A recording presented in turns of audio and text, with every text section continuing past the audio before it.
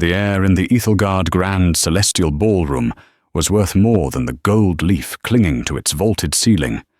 It was an atmosphere distilled from ambition, aged in oak barrels of privilege, and served chilled with a garnish of contempt. Tonight, it was thicker than ever. 49 of the most formidable figures in global finance, geology, and diplomacy were arranged in a tense semicircle. They were lions, wolves, and sharks, all dressed in bespoke suits, gathered to feast on the deal of a lifetime. At the center of their predatory circle sat Sheikh Khalid al-Jamil, a man whose quiet words could shift the tectonic plates of the world economy. He had summoned them, the titans of industry and academia, for a single purpose. But one by one, their brilliance was proving useless. Their PhDs and billion-dollar portfolios meant nothing. The silence wasn't just heavy, it was a collapsing star, pulling all hope into its core. The deal, a rumored $200 billion partnership to develop a newly discovered resource in his homeland, was vaporizing before their eyes. Then, a sound, almost imperceptible, cut through the suffocating quiet. It was not the confident baritone of a CEO or the reedy assurance of a Harvard professor. It was a soft scrape, the sound of worn leather on polished marble. It came from the shadows near the service entrance, from a young woman whose job was to be a ghost, a silent pair of hands refilling water glasses. They saw a uniform, a tightly wound bun of mousy hair, and a tray. They saw nothing. They were about to learn that, in a room full of men who claimed to see the future, she was the only one who truly understood the past. This is the story of how a waitress, armed with nothing but forgotten knowledge, redrew the map of the world. The Ethelgard Grand sold illusions, the illusion of importance, of timeless elegance, of a world insulated from the grit and grime of ordinary life. Ilara Solis knew the reality. The carpets, thick enough to muffle the cries of a dying stock market, were a nightmare to clean when a guest spilled a vintage Bordeaux. The crystal chandeliers, each dripping with 1,000 prisms, were magnets for dust that had to be cleaned with a specialized feather wand and a steady hand. At 27, Ilara was a master of the hotel's unseen mechanics. She was an expert in invisibility. It was the first and most important rule drilled into the staff by the perpetually panicked hotel manager, Mr. Davenport. "You are furniture that moves," he would hiss during morning briefings, his face slick with sweat. "You do not have opinions. You do not have names. You have functions. If a guest asks for your thoughts on the weather, you are to complement the certainty of the forecast. Is that clear?" It was painfully clear. Ilara's uniform, a drab grey affair a size too large, was designed to help her blend into the damask wallpaper. Her face, pleasant but unremarkable, was a canvas people projected their own needs onto, and promptly forgot. She held a silver water pitcher, its weight a familiar ache in her wrist, and stood motionless behind a marble column, her worn-out flats a stark contrast to the gleaming Gucci loafers and Manolo Blahniks that populated the ballroom floor. Tonight was being called the Al-Jamil proposition. Sheikh Khalid al-Jamil, ruler of a small but strategically vital emirate, had done the unthinkable. Instead of a closed-door bidding war, he had invited the top contenders to this bizarre academic gauntlet. He wasn't just selling access to a resource, he was vetting the soul of his future partner. He wanted someone who understood the why of his land, not just the what. Ilara watched the contenders. There was Alistair Finch, CEO of the Geo Solstice Corporation, a man with a predator's smile and eyes that appraised everything, from the artwork to the people, for its market value. He was laughing, a smooth, practiced sound, with a senator from New York. There was Dr. Aris Thorne, a celebrated geologist from MIT, whose papers on subterranean resource mapping were legendary. There were diplomats who had negotiated peace treaties and financiers who had toppled governments with a single keystroke, 49 of them. Mr. Davenport had called them the new gods in his frantic briefing. "Do not make eye contact," he'd pleaded. "Do not breathe in their direction. If you spill a single drop of water, do not apologize. Simply cease to exist. I will deal with the body." Ilara shifted her weight, the balls of her feet burning. She wasn't intimidated. She was disappointed. She watched Alistair Finch gesture expansively as he spoke about the emirate. He used the term untapped potential, the universal euphemism for unexploited wealth. He spoke of modernizing the infrastructure and streamlining their cultural assets. He sounded like a man planning to gut a historic landmark to build a glass and steel condominium. He saw a balance sheet, not a civilization. Ilara felt a familiar, bitter pang. She shouldn't know the difference. A waitress wasn't supposed to know that the geological formations Finch was dismissing as barren rock were part of a sacred pilgrimage route that predated Islam. She wasn't supposed to know that the dialect he was butchering in a clumsy attempt to impress an aide was a coastal variant, completely wrong for the Sheikh's inland tribe. But Ilara Solis hadn't always been a waitress. 5 years ago, she had been the youngest research fellow at the Royal Geographical Society, a prodigy in the field of historical cartography and paleolinguistics. Her parents, Drs. Arlen and Lena Solis, had been celebrated, if controversial, archaeologists. They had taught her to read the land as a text, to see the stories in stones and the history in the stars. She could trace ancient trade routes across satellite images and translate inscriptions that had baffled scholars for decades. Then came the rock slide in the Zagros Mountains.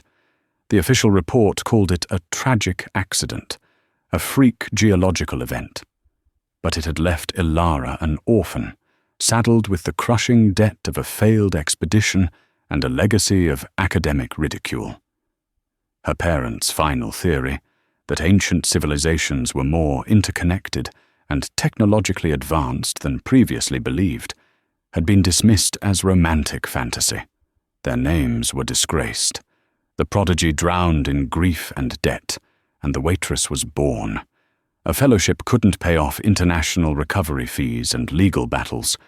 Tips from the expense account crowd at a 5-star hotel just might. Water. The voice was sharp, impatient. Ilara surfaced from her memories.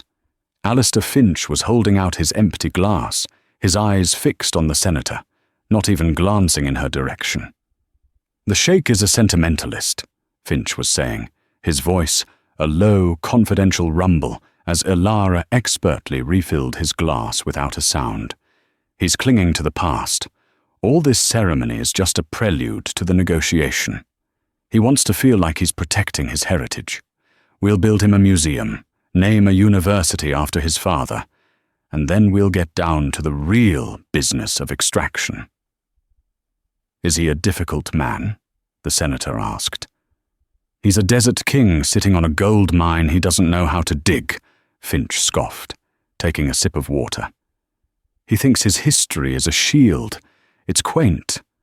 But progress has a way of eroding even the most stubborn traditions.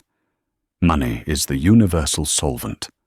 A hot, metallic taste filled Ilara's mouth. Progress. Solvent. Finch spoke of culture as if it were an impurity to be cleansed. She wanted to tell him that the Sheikh's traditions were a complex ecosystem of knowledge that had allowed his people to thrive in one of the harshest environments on Earth for 3,000 years. But she was furniture. She nodded her head in a gesture of subservience that wasn't required but was expected, and melted back into the shadows. At that moment, The grand oak doors at the far end of the ballroom swung open. The room fell silent. Sheikh Khalid al-Jamil entered. He was not what they expected.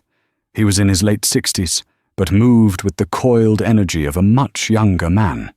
He wore not a business suit, but a simple, elegant white thobe and a black, bisht, edged with a subtle gold thread.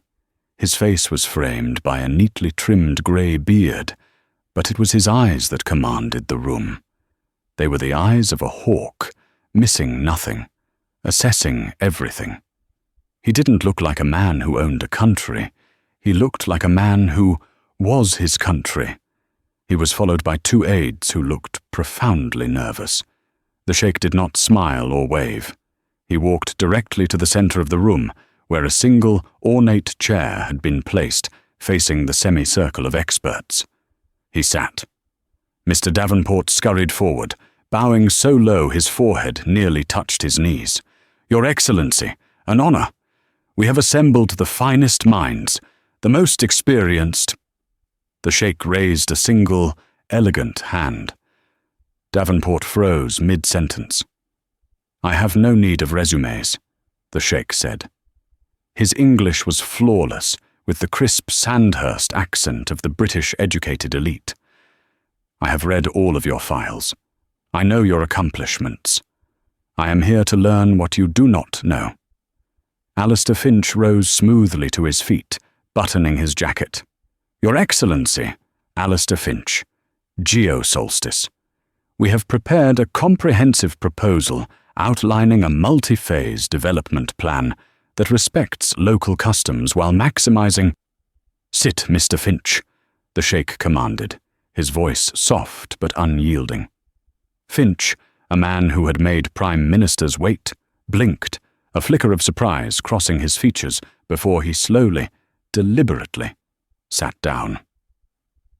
"My grandfather," the sheikh began, his voice not loud, but carrying to every corner of the silent room, "taught me that a man who sells his land sells his mother's bones. A man who sells his story sells his children's future. Before we can speak of partnership, we must speak of understanding."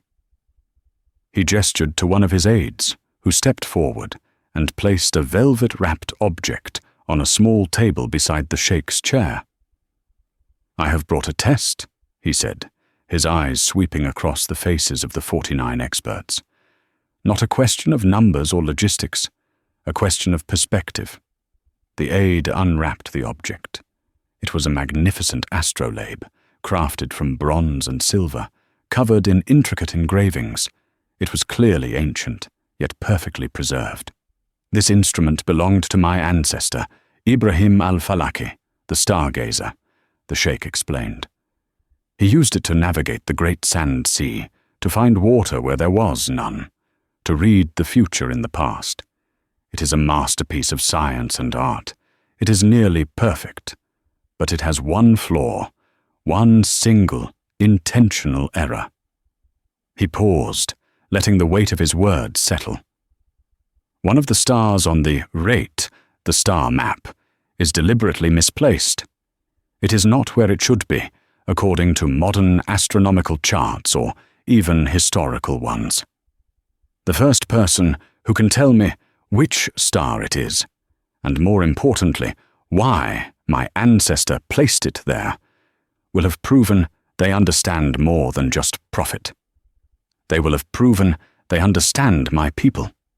Their firm will have my exclusive partnership.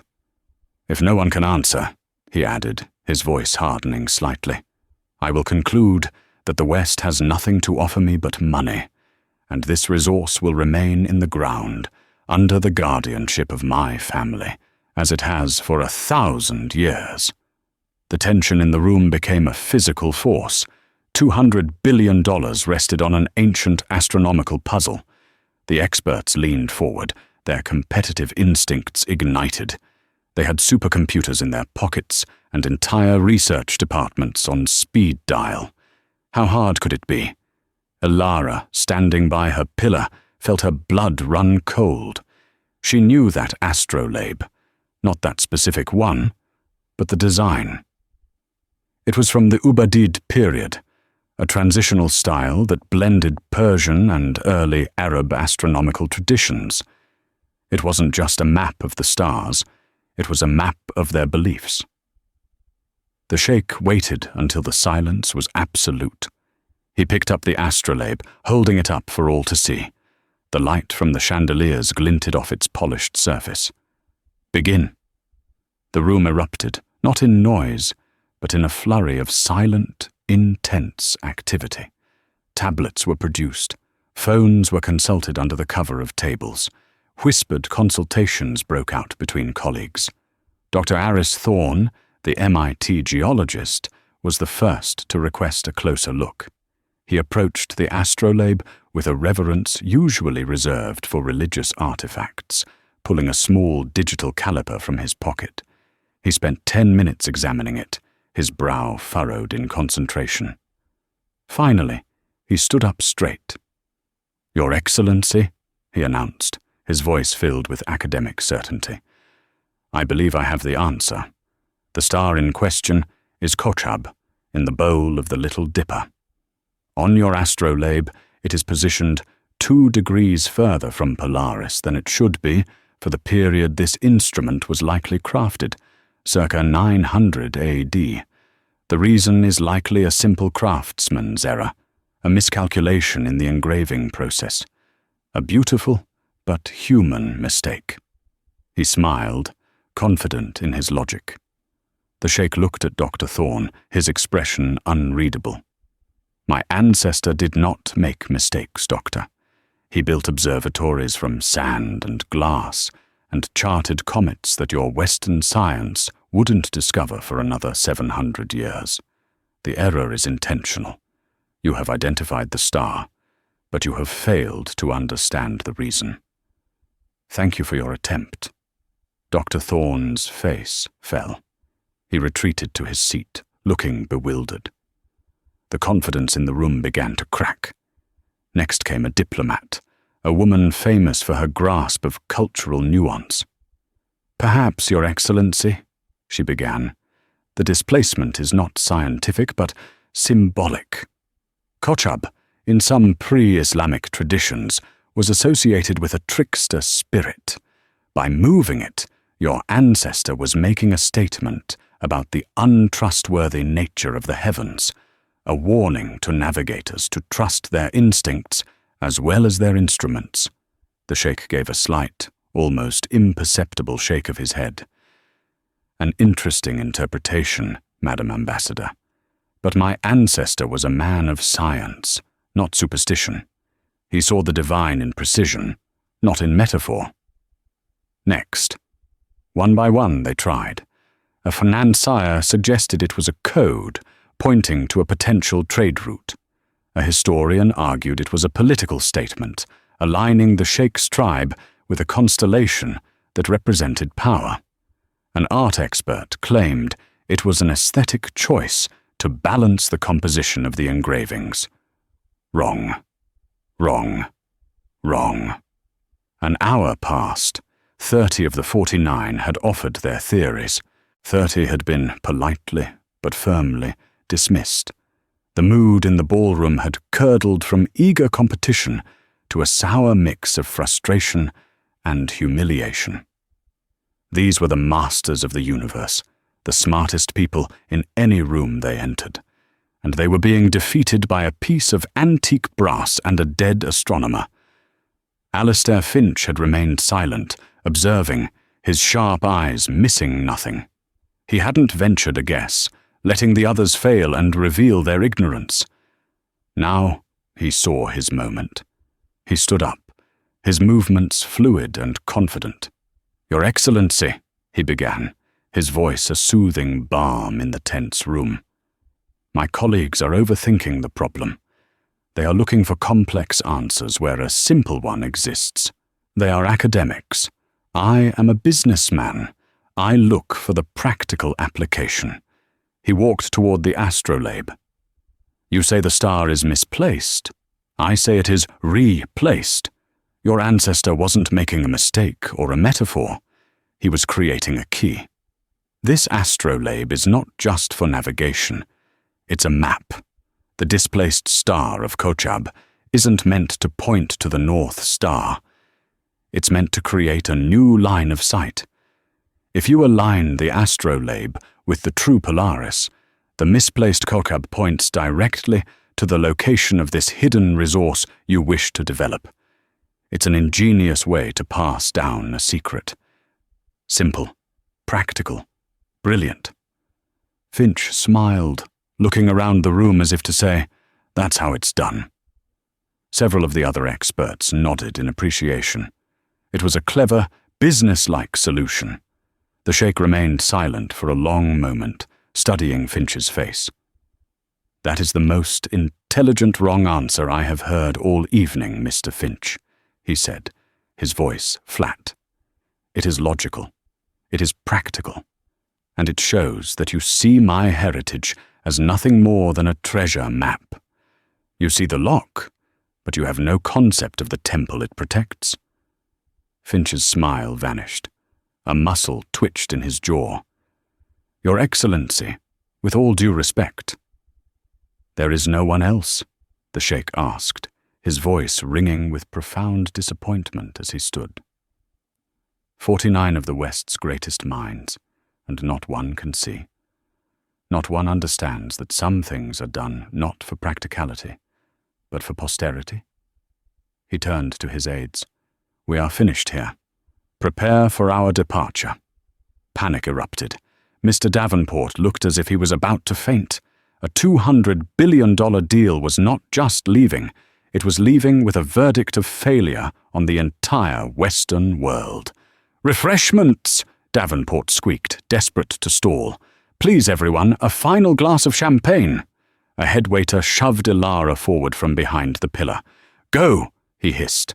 "Offer His Excellency water. Look apologetic." Ilara didn't want to go. Her heart was a frantic drum against her ribs. Because she knew the answer. It wasn't a guess. It was a certainty. It was a detail from a lecture she'd attended years ago. A footnote in a dusty academic journal her father had made her read. It was a piece of useless, forgotten knowledge that was suddenly the most important fact in the world. She walked toward the center of the room, the floor feeling like a vast, empty desert. The experts were huddled together, muttering, blaming the Sheikh's impossible riddle. Finch stood alone, his back rigid with fury. Ilara reached the Sheikh. He had his back to the room, looking at the astrolabe on the table with a look of deep sorrow. "Water, Your Excellency," she whispered, her voice trembling. He didn't turn. "They offer me water when my soul is thirsty for understanding." "Sometimes," Ilara heard herself say, the words escaping before she could stop them, "the well is hidden in plain sight." The Sheikh froze. He turned his head slowly, his hawk-like eyes fixing on her. He saw the grey uniform, the pitcher in her hand, the face of a servant. "What did you say?" Ilara looked down at her scuffed shoes. She was furniture. She had a function. Speaking was not one of them. Davenport would fire her on the spot. But then she thought of Alistair Finch and his talk of universal solvents, and a spark of her old self, the research fellow, the daughter of Arlen and Lena Solis, ignited. "Kochab," she said, her voice barely audible but clear in the silent room. "It isn't a mistake, and it isn't a key to a location." The room went dead quiet. Finch turned, a look of utter disbelief on his face. Davenport's eyes were bulging from their sockets. "Excuse me," Finch snapped, taking a step forward. "Girl, this is not your concern. Get back to the service station." "Let her speak," the Sheikh commanded. His gaze was locked on Ilara, intense and unwavering. "Continue." Ilara took a shaky breath, placing the water pitcher on the floor. She looked at the astrolabe, not at the powerful men surrounding her. "You are all correct, in a way. The star is Kochab, But the question isn't where it is, but when it is. She looked up, meeting the Sheikh's eyes. Doctor, Thorne dated the instrument to 900 AD, based on the craftsmanship. At that time, Polaris was the North Star, the fixed point in the heavens. But your ancestor wasn't looking at the sky of his present. He was looking at the sky of the past and the sky of the future. She switched from English to classical Arabic, the formal, poetic language of scholars, not the modern dialect of business. Her pronunciation was flawless. The heavens shift, but memory must hold its place. She recited in his tongue. The Sheikh's eyes widened slightly. She switched back to English. Due to the precession of the equinoxes, the Earth's axis wobbles over a 26,000-year cycle. The pole star changes over time.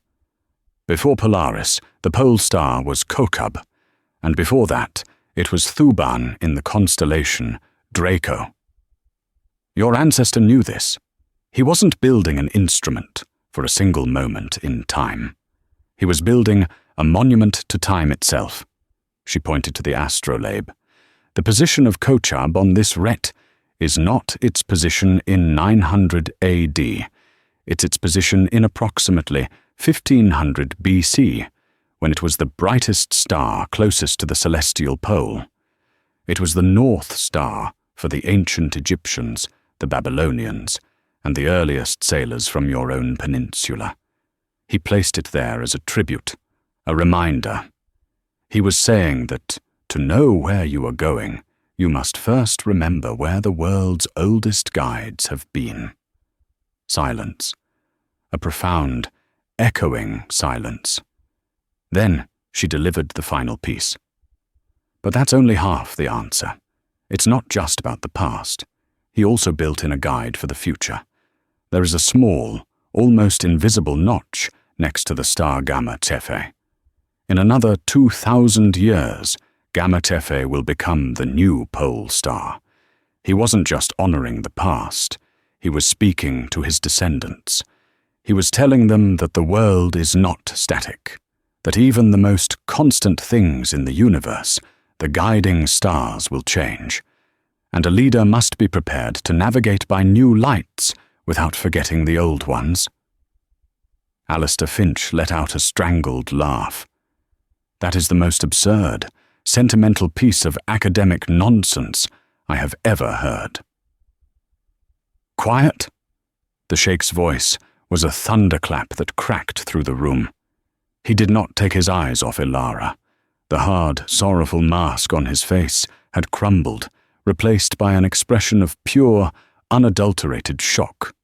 Slowly, a tear traced a path down his weathered cheek. He took a step toward the waitress, this ghost in a grey uniform. "Who are you?" he whispered, his voice thick with emotion. "I'm just a waitress, sir," Ilara said, instinctively reaching for the pitcher at her feet. "No," the Sheikh said, shaking his head. "That explanation is in a lost manuscript in my family's private library. It was my ancestor's final entry in his journal. Not even my own scholars knew of it. How? How could you possibly know this?" Before Ilara could formulate an answer, Mr. Davenport, finally regaining his senses, rushed forward and grabbed her arm, his fingers digging into her bicep. "Your Excellency, I am mortified. This employee is clearly unstable. She has been reading things above her station. She will be dismissed and removed from the premises this instant. Ilara, you are fired. Get out of my hotel." "Release her," the Sheikh said. The words were spoken softly, but they carried the chilling authority of a royal decree. Davenport snatched his hand back as if he'd touched a hot stove. "She is not fired," the Sheikh declared, his gaze sweeping over the 49 stunned experts, finally landing on Alistair Finch. "She is hired. In fact, she is the only person in this room I am interested in doing business with." Finch's jaw dropped. "You can't be serious. Your Excellency, this is a joke. She's a servant. She probably overheard some trivia in the library and got lucky. You cannot predicate a $200 billion geopolitical decision on a lucky guess from a coffee fetcher. The Sheikh turned his full attention to Finch, a dangerous glint in his eyes. You believe it was a guess, Mr. Finch? It has to be, Finch sneered, his composure returning, replaced by a venomous contempt. He looked Elara up and down. She serves canapes. She doesn't understand mineral rights, logistical chains, or fourth-quarter earnings projections. Then let us find out what she understands, the Sheikh said, his voice dangerously smooth. He sat back down in his chair and gestured to the empty one beside him. Bring the lady a seat. Sir, I couldn't, Elara began, utterly panicked. Sit, the Sheikh said, his tone gentle but firm. A waiter, his hands trembling, scurried to bring a chair from the side of the room. Elara sank into it, placing her water pitcher carefully on the floor beside her. She was now seated at the center of the circle, opposite the Sheikh, with 49 of the world's most powerful men staring at her, as if she had grown a second head. Mr. Finch, the Sheikh said, his voice resonating in the silent ballroom. You claim she is an imposter. I invite you to prove it. Ask her anything. A question about my region's history, its geography, its culture. If she fails to answer to my satisfaction, the partnership is yours. No questions asked. A slow, predatory smile spread across Alistair Finch's face.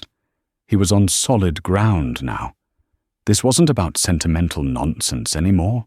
This was about facts, data, and the brutal reality of business. He would not just expose this waitress.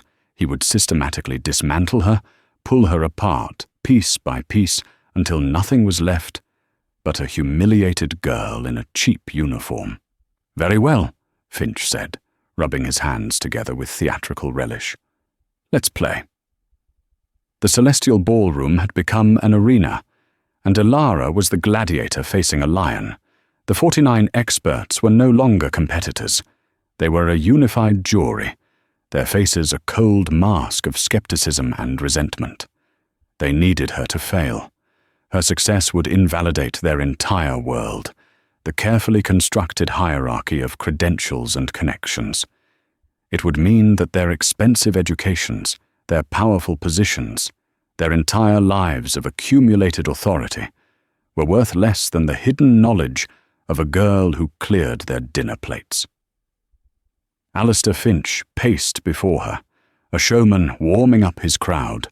He unbuttoned his jacket, projecting an air of relaxed confidence.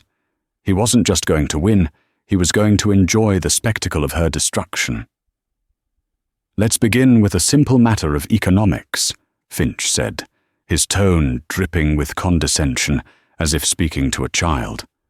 The frankincense road. A quaint piece of history, I'm sure you've heard of it. He turned to the Sheikh with a small, deferential bow. Your Excellency's ancestors grew wealthy from it, a foundational element of your region's history. The Sheikh simply nodded, his eyes, like dark, polished stones, fixed on Elara. Finch spun back to face her, his voice sharp. In the 3rd century BC, the Nabateans revolutionized the trade by establishing a series of fortified caravanserais. The standard question, which any undergraduate could answer, is to name the most famous of them, Petra. But here is the real question, the one you won't find on Wikipedia. What was the specific commodity-backed financial instrument they used to insure their caravans against raids? And what was the standard premium, expressed as a percentage of the cargo's value? It was a brutal, esoteric question, combining economic history with obscure archaeology, a question designed to be unanswerable. The other experts shifted in their seats, impressed. Finch wasn't playing games. Elara didn't hesitate. She looked not at Finch, but at the intricate patterns on the ballroom carpet, her mind accessing corridors of memory that had been sealed for years. They didn't use a commodity-backed instrument, she said, her voice soft but steady. The room was so quiet the hum of the air conditioning sounded like a roar. Finch's confident smirk wavered. "I'm sorry," he said.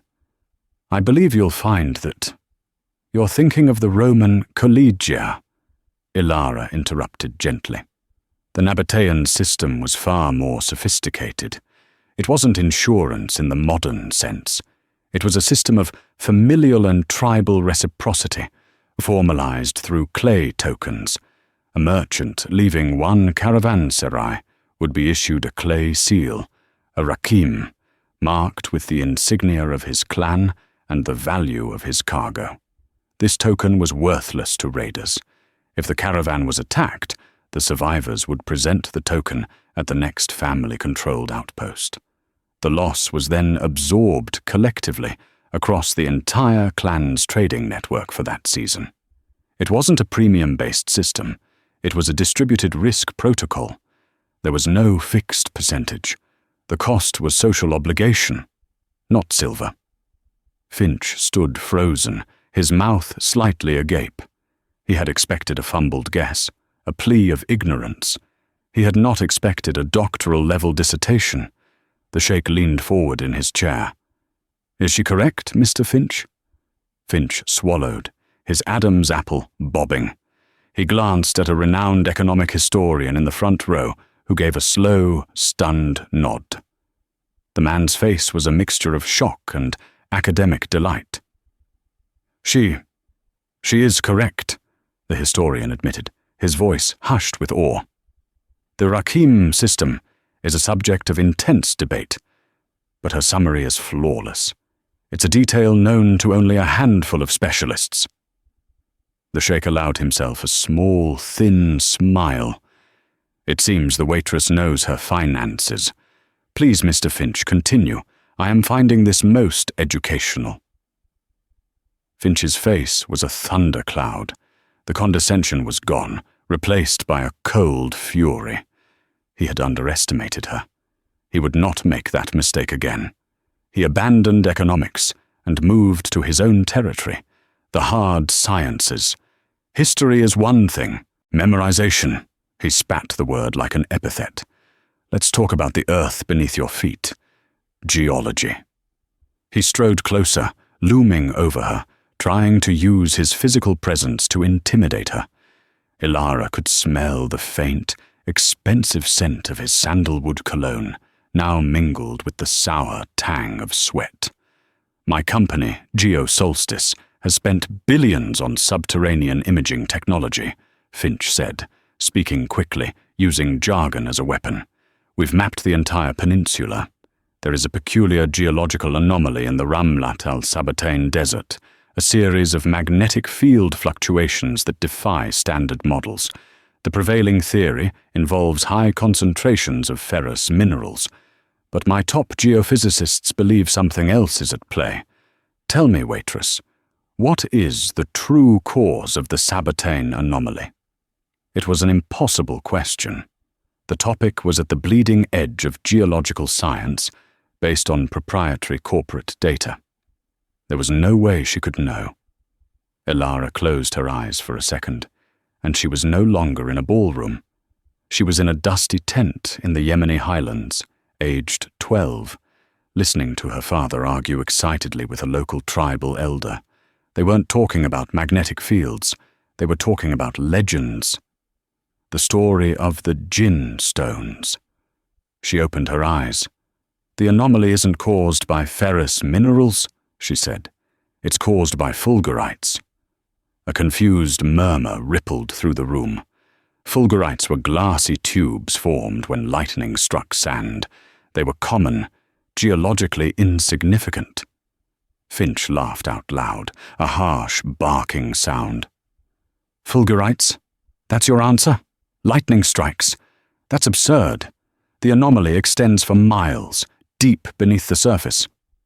"Not ordinary fulgurites," Ilara countered, her voice gaining strength. "The local tribes have legends that go back millennia. They speak of a time when the sky rained fire for a month. Your geophysicists are looking for a singular cause, a massive mineral deposit. They're wrong. The cause is millions of microdeposits. The Sabbatine region has the highest concentration of tektites in the world, glassy debris from a massive meteor shower that occurred approximately 12,000 years ago. The sand in that region is uniquely rich in iridium. When the lightning from seasonal storms strikes the iridium-laced sand, it creates a rare, highly conductive type of fulgurite. It's not one big magnet causing the anomaly. It's a trillion tiny ones, a subterranean network of glass wires humming with an electrical charge from the storms. It's not a geological feature. It's a planetary battery. The room was utterly still. Dr. Thorne, the MIT geologist who had failed the astrolabe test, was on his feet, his face pale with excitement. "My God," Thorne whispered, looking at Finch. "The iridium fulgurite hypothesis. We dismissed it as fringe science. But if the tektite concentration is high enough, it would explain everything. It would explain the energy readings we couldn't account for." The Sheikh looked at Finch, one eyebrow raised. "Well, Mr. Finch, is your proprietary data being bested by tribal legends?" Finch was sweating openly now, dabbing at his forehead with a silk handkerchief. He was losing. He was being humiliated by a nobody, and he knew it. He had one card left to play, the most vicious one. He would not try to defeat her knowledge. He would destroy the person. "A good memory for fairy tales," Finch snarled, "and a talent for a lucky guess. But we are not here to discuss folklore. We are here to discuss a partnership, and a partnership is built on trust, on character." He turned away from Ilara and addressed the Sheikh directly. "Your Excellency, it is time you knew who this woman really is. Her knowledge is not so mysterious. She comes by it dishonestly. It is stolen." The Sheikh's expression hardened. "Explain yourself, Mr. Finch. You are making a grave accusation." Finch's cruel smile returned. He finally saw his path to victory. "I didn't recognize her at first. Why would I? The last I heard of the Solis family, they were pariahs." "This woman," he said, pointing a trembling finger at Ilara, "is the daughter of Arlen and Lena Solis." A ripple of recognition went through the older experts in the room. The name meant something. "Arlen and Lena Solis," Finch continued, his voice resonating with theatrical pity, "were archaeologists of some note. Until they were exposed as frauds. They were caught salting a dig site in Anatolia, planting forged artifacts to support their crackpot theories about lost ancient technology. They were stripped of their funding, their reputations destroyed. They died in disgrace, buried in debt and shame." Ilara shot to her feet. "That's a lie." "Is it?" Finch purred. "Your parents' work was discredited. They were ostracized from the entire academic community, and the air, once thick with ambition, was now crystalline with malice." Finch's words were not mere accusations. They were carefully crafted projectiles, each one designed to pierce the fragile armor of Ilara's newfound confidence and shatter the person within. He circled her, no longer a businessman, but a prosecutor, delivering a closing argument to a captivated jury. "Like father, like daughter," he purred, the phrase slithering into the silence. "You were a research fellow, weren't you, Miss Solis?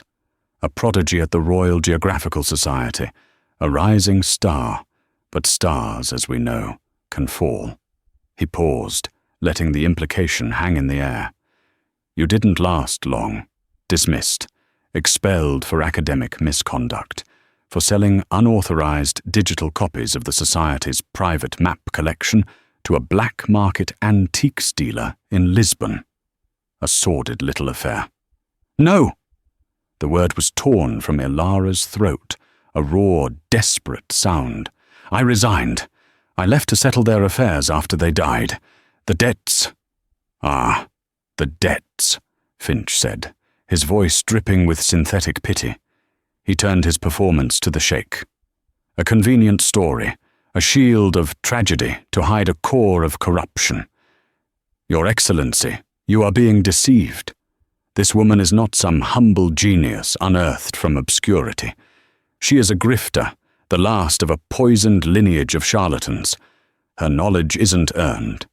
It is the accumulated plunder of a life spent in the shadows of academia, learning its secrets only to exploit them.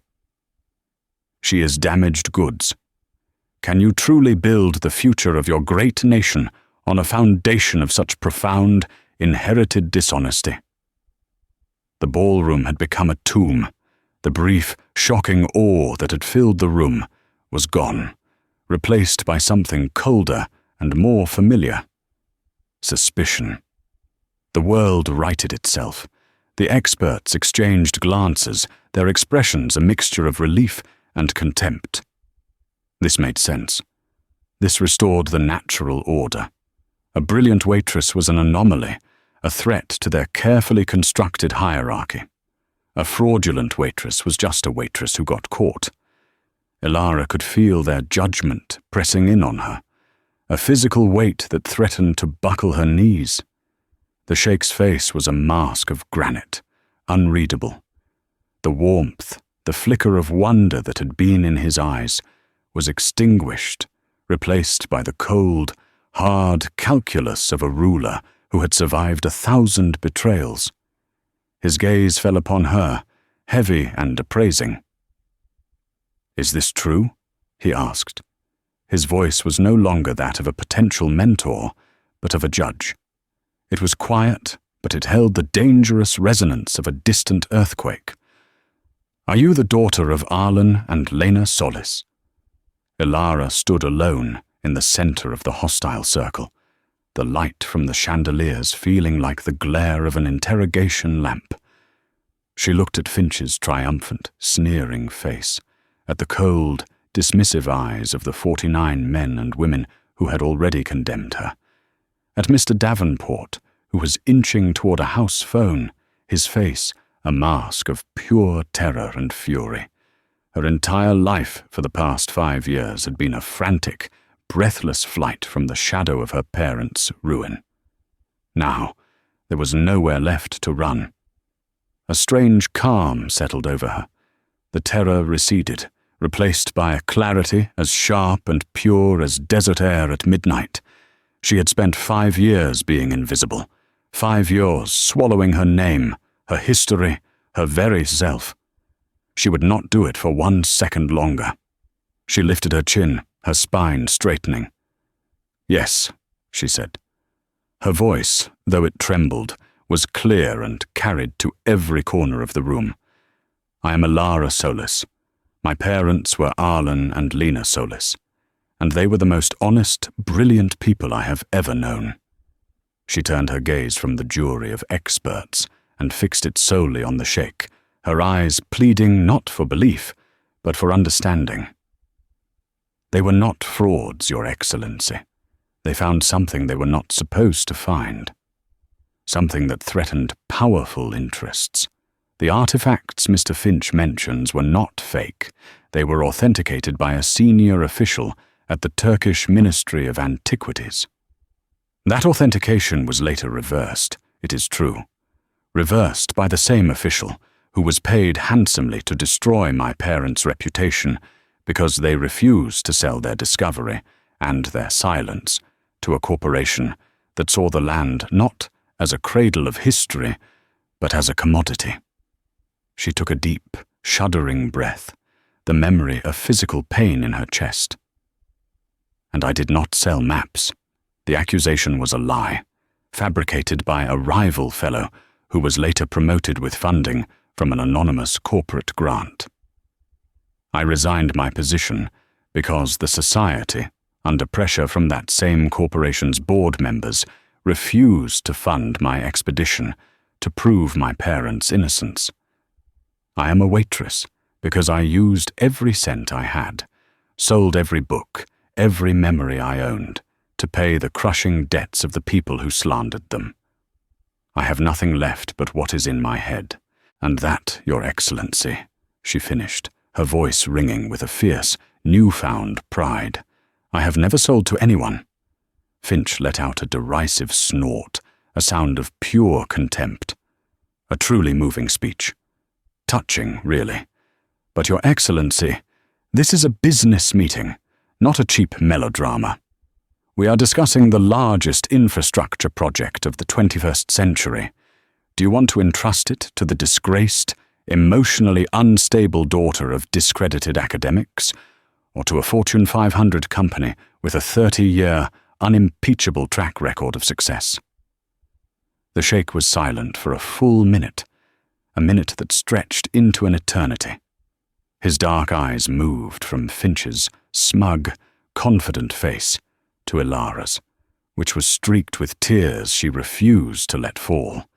He looked at the ancient astrolabe sitting on the table, its bronze surface gleaming, a symbol of his family's legacy of seeing beyond the immediate. "Mr. Finch," the Sheikh said finally, his voice unnervingly calm, breaking the spell. "You mentioned the Sabatine anomaly." "Yes, Your Excellency, a fascinating geological puzzle." Finch was relaxed now, confident he had won. "A puzzle you were prepared to spend billions to solve," the Sheikh noted. "You seem to possess a great deal of knowledge about my country's secrets." He reached into the deep folds of his black Amphibisht and produced a thin, leather-bound journal, its pages yellowed with age. He opened it with a quiet reverence. "This is my father's diary," the Sheikh said, his voice taking on a different timbre, one of memory and filial duty. "He was not a scholar in your sense, but he was a keen observer of men. In these pages, he wrote of 2 American visitors who came to his camp in the desert nearly 20 years ago. He did not call them archaeologists. He called them al-Nujum alladin yaqra'un al-Raml, the stargazers who read the sand. Ilara's breath caught in her throat, a sharp, painful gasp. It was her father's favorite phrase for what they did. The Sheikh looked up from the journal, his eyes boring into Finch with an intensity that made the CEO flinch. My father wrote that they were honest people, that their love for the history of the land was as deep as his own. He wrote that they shared his respect for the old ways. He wrote that they showed him something wonderful, a secret the desert had kept for 10,000 years. He paused, letting the weight of his words settle. My father also wrote that a few weeks after they left, other men came. Men in suits, with loud voices and empty eyes. They did not respect the land. They offered him money, an obscene amount of it, for the location the stargazers had shown him. When my father refused, they threatened him. They spoke of progress, of the future, but their words smelled of greed. He wrote down the name of their company in this journal, so that his son and his son's son would never forget who they were. He snapped the journal shut. The sound echoed through the ballroom like a gavel striking a sentence of doom. The company was called Geo Solstice. The blood drained from Alistair Finch's face. The colour vanished from his skin, leaving a pasty, grey mask of absolute horror.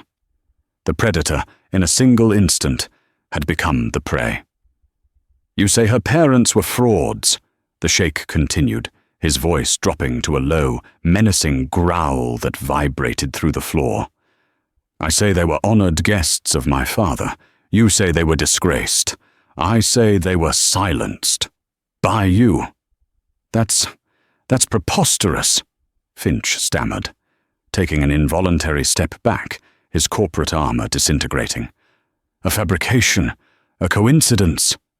"Is it?" the Sheikh countered, his voice like chipping ice. "The corrupt official in Turkey who reversed his authentication of your parents' find, Miss Solis? I had my people investigate him this evening. after you first spoke. A simple matter for my embassy. His daughter received a full anonymous scholarship to Yale University 2 weeks after her father's ruling.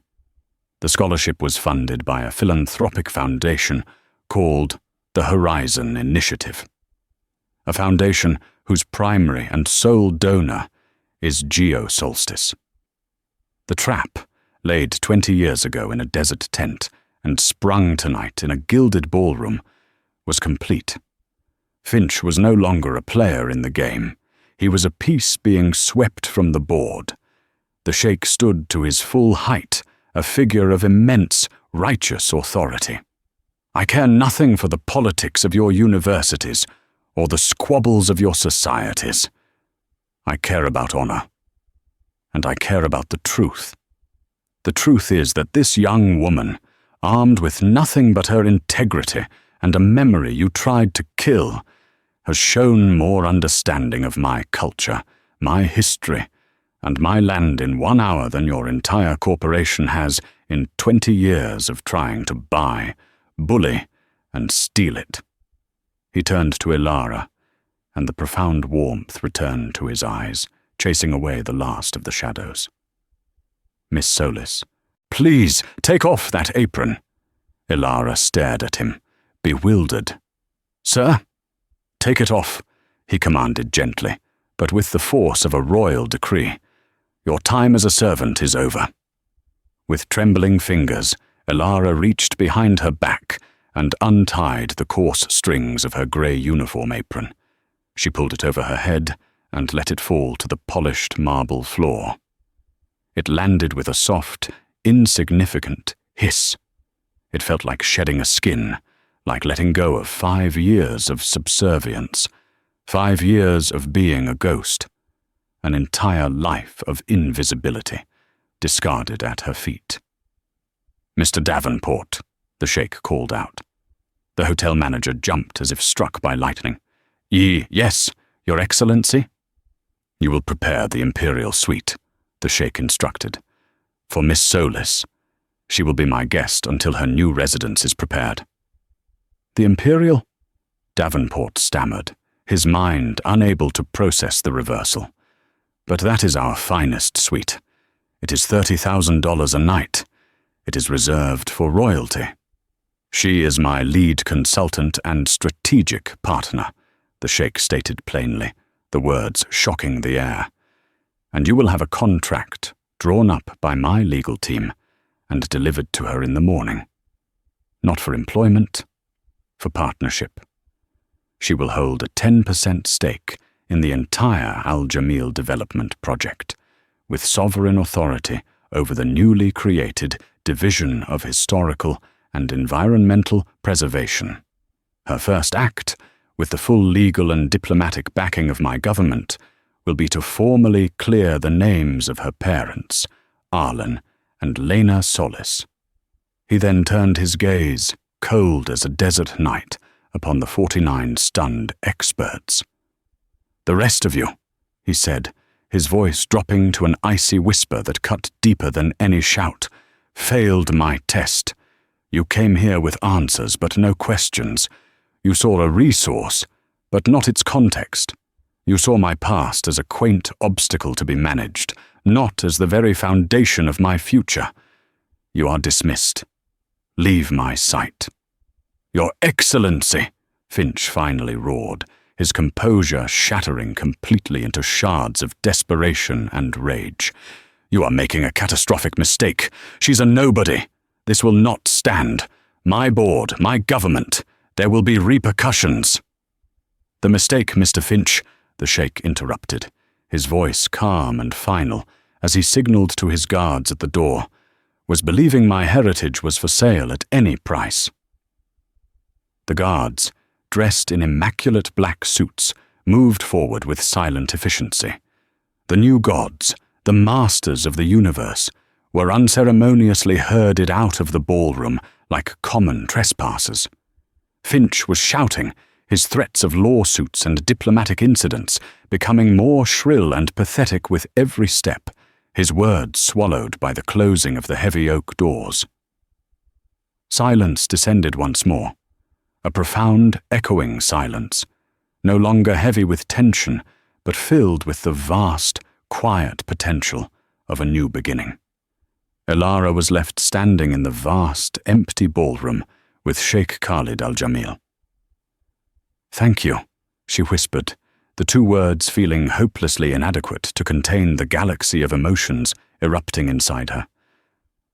"Do not thank me," the Sheikh said, his expression turning grave. "I did not tell you the full story. The place your parents found, the secret they died to protect. It is not a mineral deposit. It is not something to be mined or sold." He walked over to her, his steps measured and deliberate. "It is a place my people's oldest legends call Ma'an al-Hayat, the spring of life, a vast subterranean freshwater aquifer beneath the driest part of the desert, sustained by a unique geothermal ecosystem. It holds more fresh water than all the Great Lakes combined. It is the key to making the deserts bloom, to solving the water crisis for the entire region for the next 500 years. But it is fragile. If it is exploited incorrectly, with the brute force methods Finch would have used, the pressure change would cause a catastrophic salination cascade. It would be destroyed forever, turning the entire peninsula into a barren salt flat within a generation. He looked at her, his eyes filled with the heavy burden of his knowledge. Finch and Geosolstice did not just want to monetize it. Their internal projections, which my intelligence service acquired, showed they planned to weaponize it. To control the water is to control life itself. He would have held nations hostage, rewriting the political map of the world with thirst. My parents. They knew? Ilara asked, her heart aching with a fresh wave of love and grief. They knew, the Sheikh confirmed softly. And they left a map, not a physical map of lines on paper, but a series of notes hidden in their research, scattered across a dozen academic disciplines, clues that could only be deciphered by someone who shared their unique, holistic way of seeing the world, someone who understood that history, geology, astronomy, and language are all part of the same story. I have their journals. I have spent years trying to understand them, but I am a ruler, not a scholar of their caliber. I need a guide. I need their daughter.